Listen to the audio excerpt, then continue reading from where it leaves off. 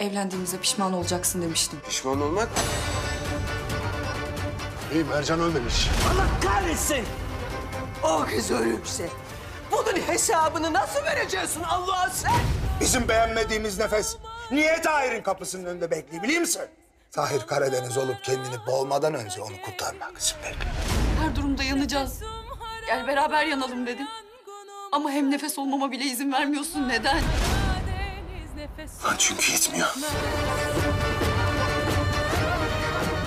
Kızıma bir şey olursa seni öldürmeye yemin ettim. Tahir!